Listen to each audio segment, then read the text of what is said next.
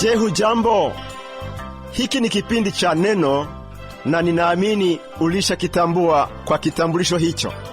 Sasa tumsikilize mchungaji Geoffrey Wanjala Munielo ambaye atatubariki na neno la Mungu.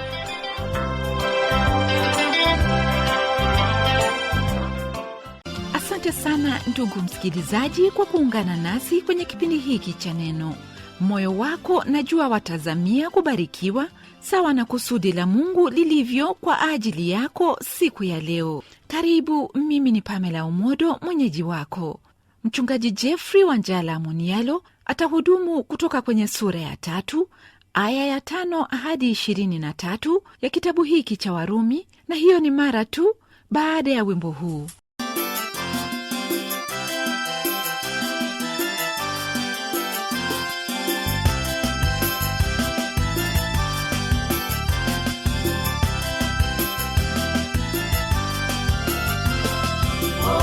Kilio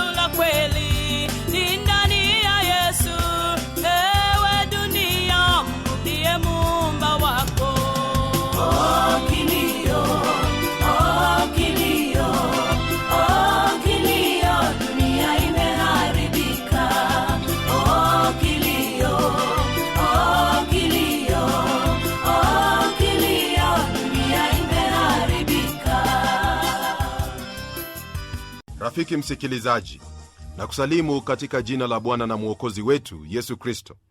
Ni furaha yangu kujumuika nawe tena wakati huu ili tujifunze neno la Bwana kwa pamoja. Iwapo kuna baraka aliyopokea mwanadamu katika maisha haya, ni hili neno la Mungu. Na kwa hayo, hebu tugeukie neno hili kwenye kitabu cha mafundisho yetu, kitabu cha Warumi, nalo somo letu likiwa kwenye sura ya 3, tukianzia aya ya 5 hadi aya ya 23. Katika sura hii mtume Paulo atujulisha kuhusu haki apatayo mwanadamu kutoka kwa Mungu. Kwenye aya ya 5 hivi ndivyo neno latuambia: lakini ikiwa udhalimu wetu waithibitisha haki ya Mungu, tuseme nini? Je, Mungu ni dhalimu aletaye ghadhabu? Nasema kwa jinsi ya kibinadamu. Kwa hoja potovu, msikilizaji wangu, yaweza kujadiliwa kwamba kwa kuwa kutokuamini kwa taifa lile, yani Israeli, liliweka wazi uaminifu wa Mungu, basi Mungu hafai kuhukumu watu wale kwa hilo lililomletea utukufu zaidi. Hoja hii ndiyo ilimfanya Paulo kupingwa sana alipohubiri kuhusu neema ya Mungu. Wazo hilo huwa kwamba kwa kuwa dhambi yamtukuza Mungu, basi haifai amhukumu mwenye dhambi.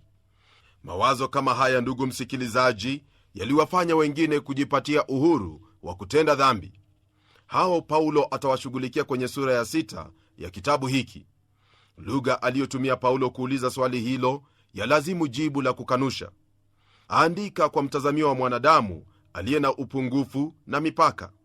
Paulo auliza iwapo udhalimu wa mwanadamu ndio wadhihirisha uaminifu wa Mungu katika neema yake, na ikiwa hivyo, je, Mungu ana haki ya kuhukumu mtu mdhalimu? Hili alilokuwa akiuliza liliwafanya walioishi wakati wake kujua kwamba mahubiri yake yalihusu wokovu kwa neema ya Mungu. Kisha tunapogeukia aya ya 6, neno hili la Bwana laendelea kutwambia hivi: hasha, kwa maana hapo Mungu atawezaje kuhukumu ulimwengu?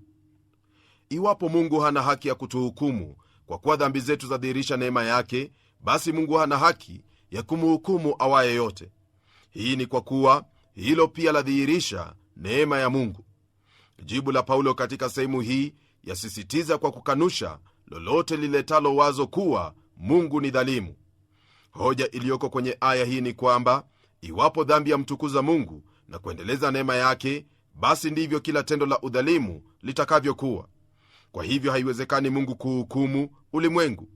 Itambidi kuacha kiti chake cha enzi kama hakimu mkuu wa ulimwengu wote.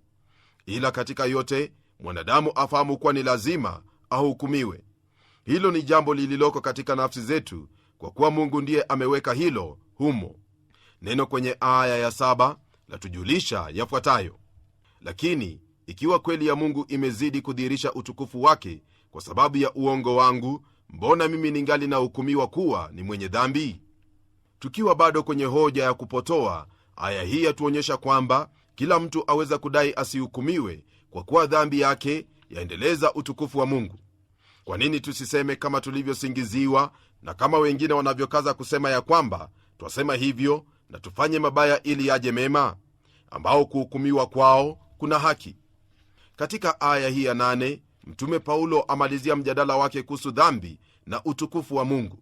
Kuna watu waliosingizia mitume kwamba wahubiri kuwa watu waweza kutenda mabaya ili mema yaje. Huu ulikuwa upuzi, kwani Paulo mwenyewe ndiye alihubiri kuwa Mungu atahukumu wenye dhambi. Kama vile dhambi ipo, ndivyo uhakika wa hukumu ulivyo. Na kwa sababu hiyo mtume Paulo amalizia sehemu hii kuhusu dhambi na hukumu itakayokuja juu ya mwanadamu. Hakuna mwanadamu atakayehepa hukumu yake Mungu, maana wote watasimama mbele zake Mungu na kila mmoja kutoa hesabu zake. Haijalishi nani msikilizaji, kweli ndiyo hii: wewe ni mwenye hatia mbele za Mungu na hukumu yake ni lazima utaipokea. Kuna mashtaka 14 juu ya mwanadamu. 6 ni mbele ya hakimu na 8 mbele ya huyo tabibu mkuu anayetuona jinsi tulivyo wagonjwa. Hii ni kama vile twapata kwenye aya ya 9 inayosema hivi: ni nani basi tu bora kuliko wengine? La, hata kidogo. Kwa maana tumekwisha kuwashitaki Wayahudi na Wayunani ya kwamba pia wamekuwa chini ya dhambi. Anachonena Paulo hapa ni kuendelea kutufahamisha jinsi mwanadamu alivyo mwenye dhambi. Haijalishi watoka wapi katika ulimwengu huu, mradi mwanadamu, wewe ni mwenye dhambi. Uwe maskini au tajiri, mwenye dhambi. Ni muhimu sana, ndugu msikilizaji, ufahamu jinsi gani mwanadamu alivyomtenda dhambi. Ushahidi kuwa mwanadamu ni mwenye dhambi ni katika matendo yake. Hilo ni jambo la kwanza. Pili, mwanadamu ni mtenda dhambi katika asili, na kisha jambo la tatu ni kwamba mwanadamu ni mwenye dhambi kwa sababu ya alilolitenda Adamu, kama vile tutaona baadaye. Nalo jambo la nne ni kwamba jamii yote ya mwanadamu katika utumwa wa dhambi.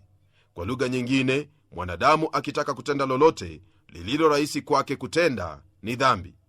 Tunapogeukia aya ya 10, hivi ndivyo neno latuambia: kama ilivyoandikwa ya kwamba hakuna mwenye haki hata mmoja.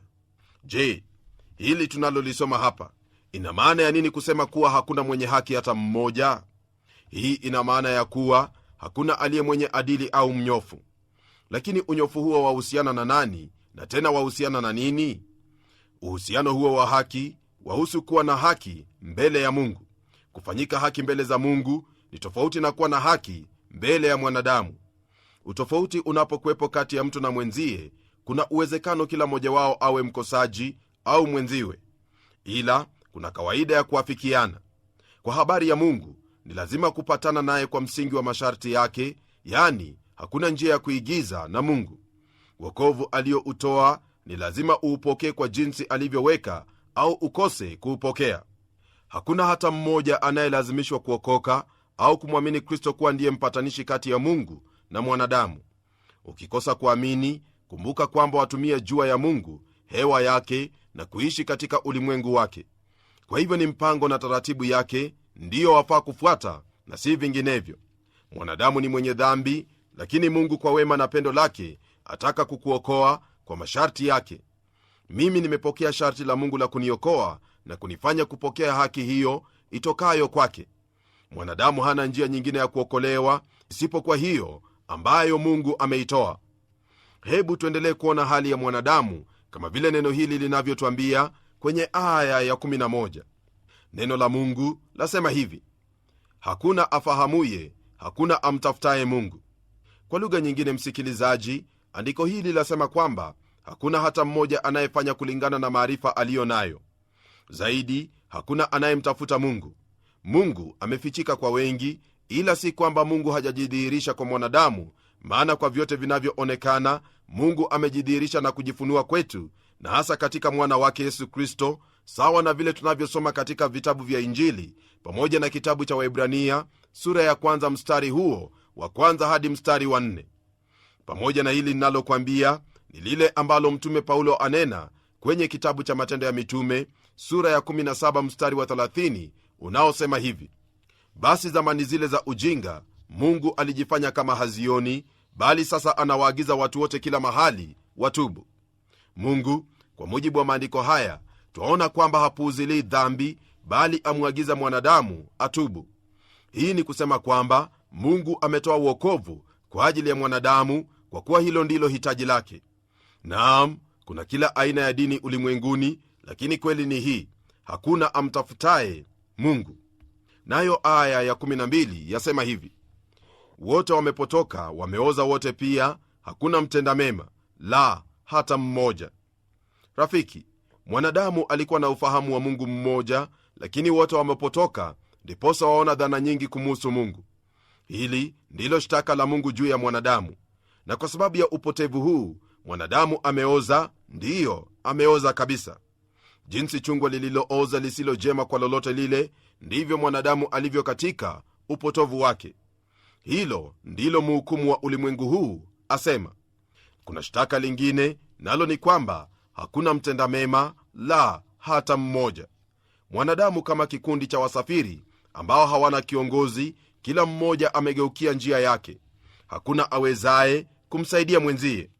Kuhusu viongozi wa kidini, wakati ule wa Bwana wetu Yesu Kristo alisema kwamba wao ni vipofu wanaoongoza vipofu. Soma hayo kwenye Injili ya Mathayo sura ya 15 mstari wa 14. Hiyo ni hukumu kutoka kwa mhukumu wa ulimwengu wote kutuhusu kila mmoja wetu. Kisha kwenye aya ya 13, hivi ndivyo neno latuambia: koo lao ni kaburi wazi, kwa ndimi zao wametumia hila, sumu ya fira ii chini ya midomo yao. Hili ni neno kutoka kwa tabibu mkuu. Mungu anapotutazama, kile aonacho ni watu ambao vinywa vyao na koo zao ni kaburi wazi. Kaburi wazi, msikilizaji, ni neno linalozungumzia kuhusu uharibifu uliomo. Je, umewahi kunusa harufu ya mwili wa mwanadamu aliyeoza? Hivyo ndivyo tulivyo kama wanadamu. Isitoshe, Mungu asema kuwa ndimi zetu zimejaa hila, tena sumu ya fira ii chini ya midomo yetu. Bila shaka hili ni jambo ufahamulo na lii miongoni mwetu. Usishangae ni kuambiapo kwamba katika ulimwengu hakuna sumu iliyo kali sana kuliko hiyo iliyo katika kinywa cha mwanadamu. Ulimi kiungo kidogo, matatizo yake, msikilizaji, ni makubwa. Kwa huwa waweza kuharibu sifa ya awaye yote. Masengenyo ni kati ya kama hayo, kama vile wengi hupenda kufanya. Je, wahusika na kama hayo? Iwapo wahusika, basi ulimi wako una sumu ya fira. Isitoshe, hebu sikia hili lililoko kwenye aya ya 14. Neno la Bwana latuambia hivi: vinywa vyao vimejaa laana na uchungu. Jamani, hilo ndilo jambo la 4 na shtaka la 4 juu ya mwanadamu. Katika kinywa cha mwanadamu kuna laana na hila. Lugha iliyoko katika sehemu nyingi mara nyingi imejaa maneno maovu yenye kuchukiza. Iwapo hauamini hili, basi tazama mara mtu anapopigwa kinywani. Aya ya 15 nayo yasema haya: miguu yao ina mbio kumwaga damu. Hili tulisomalo hapa twalipata kwa urefu na maelezo zaidi kwenye sura ya 59 kwenye kile kitabu cha nabii Isaya mstari wa 7 unaosema hivi: miguu yao hukimbilia mabaya, nao hufanya haraka kumwaga damu isiyo na hatia. Mawazo yao ni mawazo ya uovu, ukiwa na uharibifu zaonekana katika njia kuu zao. Unapofikiria habari ya kumwaga damu isiyo na hatia, msikilizaji, hilo si jambo lililotendeka miaka iliyopita, ni jambo linaloendelea miongoni mwa wanadamu hata sasa hivi. Mungu atusaidie wanadamu, maana huenda tutajimaliza sisi wenyewe. Hebu tuone zaidi hilo lililoko kwenye aya ya 16 inayosema haya: uharibifu na mashaka yamo njiani mwao. Sawa na maandiko haya, daima anachoacha mwanadamu ni uharibifu na mashaka. Tembea katika nchi nyingi nawe utayaona haya. Isitoshe, haya atendayo mwanadamu si dhidi ya wanadamu tu, bali hata kwa mazingira. Mwanadamu hauna wokovu isipokuwa katika Mungu aliyekuumba. Sikiliza hili lililoko kwenye aya ya 17: wala njia ya amani hawakuijua. Je, utaniambia kwamba hili si ndilo twaliona ulimwenguni? Njia ya amani mwanadamu haijui, maana amani haipo katika moyo wake pia. Mwanadamu amezungumza sana kuhusu amani, lakini hakuna lolote walilofikia. Hakuna amani katika ulimwengu, maana Mungu amesema kuwa mwovu hana wala hawezi kupata amani. Hebu tazama aya ya 18 inayosema haya: kumcha Mungu hakupo machoni pao. Kwa maneno haya ni kana kwamba Paulo ajumulisha hali ya mwanadamu katika dhambi. Kumcha Bwana hakupo machoni petu. Ni vyema zaidi kusema kwamba mwanadamu aishi kana kwamba Mungu hayupo. Nayo aya ya 19 yasema haya: basi twajua ya kuwa mambo yote inenayo torati huyanena kwa hao walio chini ya torati, ili kila kinywa kifumbwe na ulimwengu wote uwe chini ya hukumu ya Mungu. Rafiki yangu, hakuna njia ya mwanadamu kupata haki, wala si kwa kutii sheria zile za Musa. Sheria haiwezi kumsaidia mwanadamu wala kumwinua. Kufuatia sheria ili upate haki ni sawa na mtu arukaye kutoka kwa ndege, na badala ya kuwa na mwavuli aruka na mfuko wa simiti mgongoni. Sheria ya mhukumu mwanadamu, nayo hukumu hiyo ni mauti. Kwa hivyo wewe unayetegemea sheria au matendo yako mema, hiyo ndiyo hali yako. Nayo aya ya 20 yasema hivi: kwa sababu hakuna mwenye mwili atakayehesabiwa haki mbele zake kwa matendo ya sheria, kwa maana kutambua dhambi huja kwa njia ya sheria. Hili tulisomalo kwenye aya hii ni jambo muhimu sana, hasa kwa kila mmoja anayefikiri kwamba aweza kupokea haki kwa kutii sheria zile. Neno ni wazi ya kuwa kwa matendo ya sheria hakuna awezaye kuhesabiwa haki, kwa maana kutambua dhambi huja kwa njia ya sheria. Baada ya kuona hayo, sasa mtume Paulo ageukia habari njema za wokovu wetu. Hii ni kuhusu haki awezaye kupata mwanadamu kutoka kwa Mungu, kama vile twasoma kwenye aya ya 21 inayosema hivi: lakini sasa haki ya Mungu imedhihirika pasipo sheria, inashuhudiwa na Torati na manabii. Je, haki hii anayonena Paulo ni ipi? Haki hii, ndugu msikilizaji, ni ile itokayo kwa Mungu. Kristo ndiye amefanyika kuwa haki yetu. Hili ni kwa msingi wa lile tulipatalo kwenye sura ya 1 mstari wa 30 kwenye kitabu cha Wakorintho wa kwanza. Hivi ndivyo neno lasema: bali kwa yeye ninyi mmepata kuwa katika Kristo Yesu, aliyefanywa kwetu hekima itokayo kwa Mungu, na haki na utakatifu na ukombozi. Tena kwenye Wakorintho wa pili sura ya 5 aya ya 21 twapata maneno haya: hata imekuwa mtu akiwa ndani ya Kristo amekuwa kiumbe kipya, ya kale yamepita, tazama yamekuwa mapya. Ndugu msikilizaji, ni muhimu ufahamu hili, kuwa ni Mungu tu ndiye atoa haki hiyo na kumpa mwanadamu. Hii ndiyo haki inayodhihirika pasipo sheria, nayo yatoka kwa Mungu. Haki hii haiwezekani kuipokea kwa njia nyingineyo. Elewa hili, sheria kama ilivyo haiwezi kukuokoa, wala wewe mwenyewe huwezi kufikia matakwa ya sheria. Mungu hakubali lenye kasoro, nawe huwezi kuwa mkamilifu. Wafaa kupokea haki hii, kwa kuwa manabii na sheria washuhudia haki hii. Mfano wa hili nitakuuliza usome kwenye sura ya 53 mstari wa 6 na huo wa 10 kwenye kitabu cha nabii Isaya. Aya ya 22 na 23, neno hili la Mungu latuambia hivi: ni haki ya Mungu iliyo kwa njia ya imani katika Yesu Kristo kwa wote waaminio, maana hakuna tofauti, kwa sababu wote wamefanya dhambi na kupungukiwa na utukufu wa Mungu. Rafiki msikilizaji, iwapo wahitaji kupokea haki ya Mungu, basi ni kwa imani katika Kristo Yesu. Pasipo ya kuamini, elewa kwamba umepotea kabisa, na hakuna lolote linaloweza kukusaidia upate haki yake Mwenyezi Mungu. Wakati ule wa sheria, Mungu aliwataka wanadamu watende haki, lakini wakati huu wa neema, Mungu awapa haki itokayo kwake mara wanapomwamini Yesu Kristo.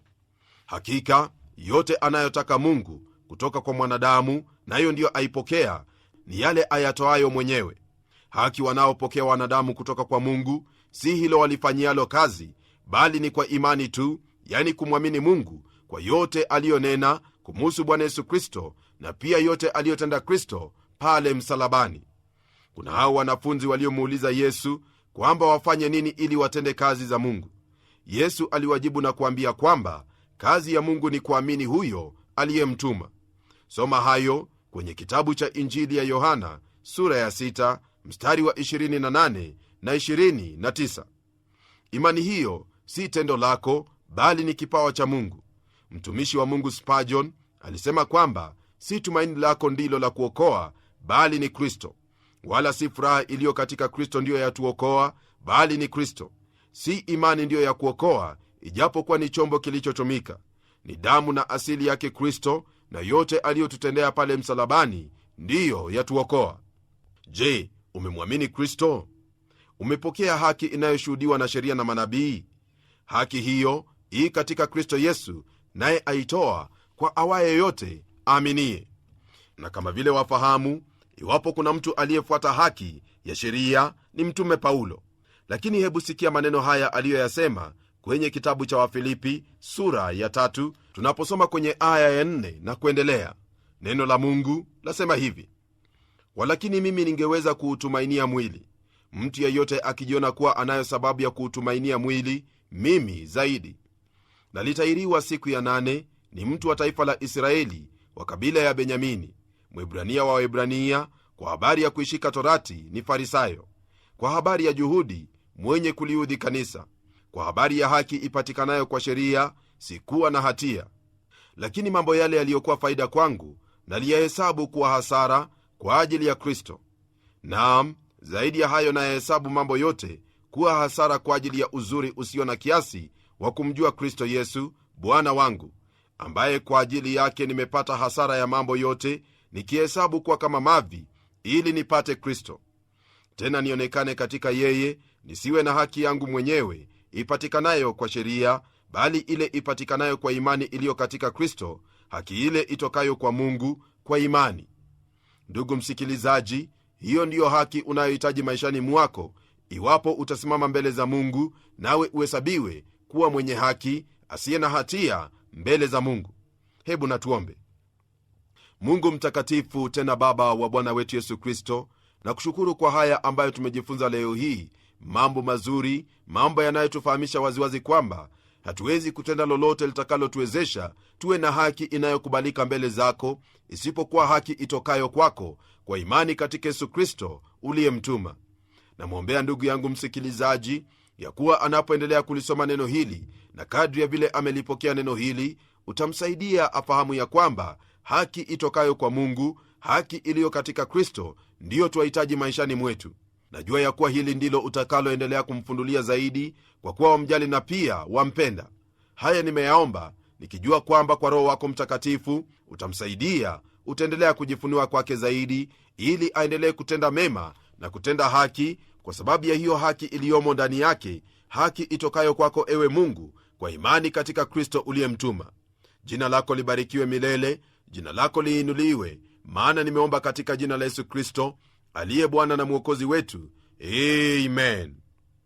Rafiki msikilizaji, Bwana Mungu ayabariki maisha yako na kukuendeleza katika hili ulilojifunza leo, maana haki tunayohitaji hatuwezi kuipata kwa juhudi zetu, bali kwa kumwamini huyo Mungu atufanyaye haki mara tunapomwamini Bwana Yesu Kristo.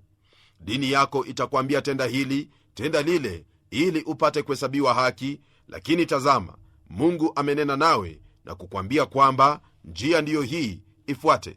Nawe ukifuata njia hii utahesabiwa haki, maana njia ni Yesu Kristo, mwana wa Mungu aliye hai. Kwa kumwamini utapata uzima wa milele na pia kuhesabiwa haki mbele zake Mungu. Tukutane kwenye kipindi kijacho, ili tuendelee kubarikiwa zaidi kutokana na hayo ambayo Mungu ametuandalia kwenye kitabu hiki cha Warumi. Neema yake Yesu Kristo iwe nawe hadi wakati huo. Mimi ni mchungaji wako Geoffrey Wanjala Munialo, na neno litaendelea.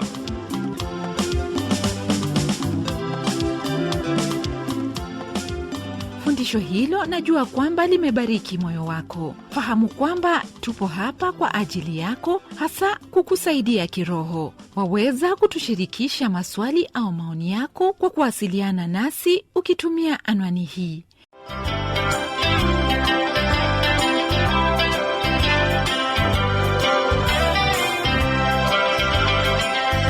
Ndiyo msikilizaji wangu, neno ni lazima liendelee. Kwa hivyo, hebu tuandikie utueleze jinsi hili neno la Bwana linakubariki. Anwani yetu ndiyo hii: Transworld Radio Burundi, Rohero, barabara la Jierer namba 27, Bujumbura, Burundi. WhatsApp, SMS na kupiga simu ni kwenye namba 71 650 650. Email twrburundi@gmail.com. YouTube, Facebook na Twitter TWR Burundi.